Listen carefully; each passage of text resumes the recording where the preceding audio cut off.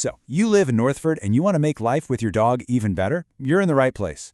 We're going to break down how to find a great local dog trainer who can help you and your buddy feel confident and happy pretty much anywhere in town. We've got 5 simple steps here. Think of it as a clear roadmap, starting with what you actually want to accomplish and ending with you choosing a trainer you trust and practicing new skills around our community. Okay, first things first. Why is it so important to think about training specifically for life here in Northford? Well, it's really all about the day-to-day stuff.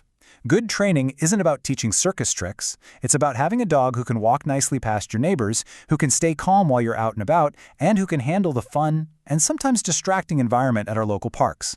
It just makes everything less stressful and way more fun for both of you. So, before you even start looking for a trainer, the most important thing you can do is figure out what you actually want to achieve. Just take a second and think about it.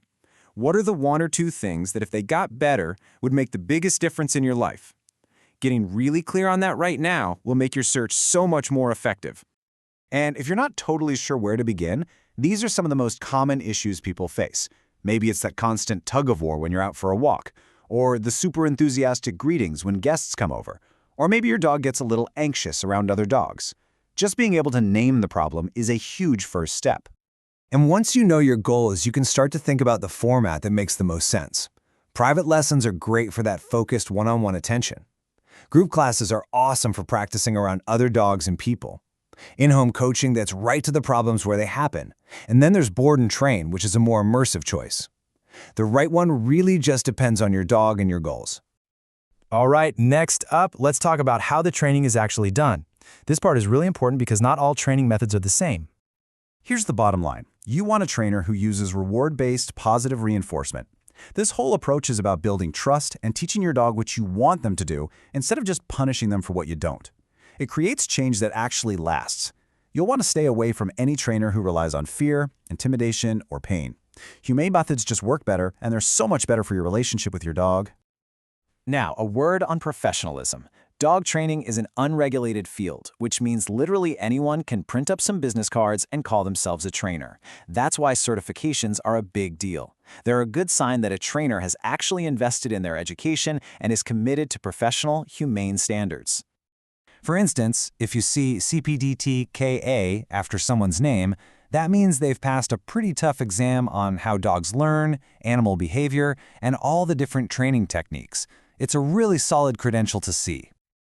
Another one you might run into is KPA-CTP. This tells you that the trainer has really specialized in modern, reward-based methods and is dedicated to making sure the training is a positive experience for your dog. Okay, so you know your goals, you know what kind of methods to look for. Now for the really practical part. How do you actually pick the right person? Think of this as your interview cheat sheet. When you're talking to a trainer, ask these questions. You want clear answers that line up with those positive methods we talked about. Find out how they'll measure progress, get the total cost up front, and if you're dealing with fear or anxiety, it's a good idea to confirm they're willing to work with your vet. You're hiring a partner, so you want to feel confident in your choice. And of course, there's the budget. This should give you a general idea of what training costs in the Northford area. Group classes tend to be the most affordable way to get started, while private lessons will cost more but are tailored specifically to you. This can help you figure out what makes the most sense for your needs. And here's a great tip. A lot of the best trainers will offer a free consultation before you sign up for anything.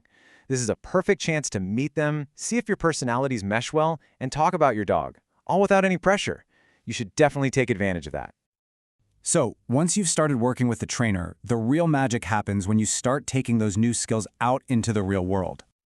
And this is where living here is just fantastic. You can practice that polite, loose leash walking on the Topeka Valley Rail Trail. You can head over to Wharton Brook State Park to work on staying focused when there are other people or wildlife around.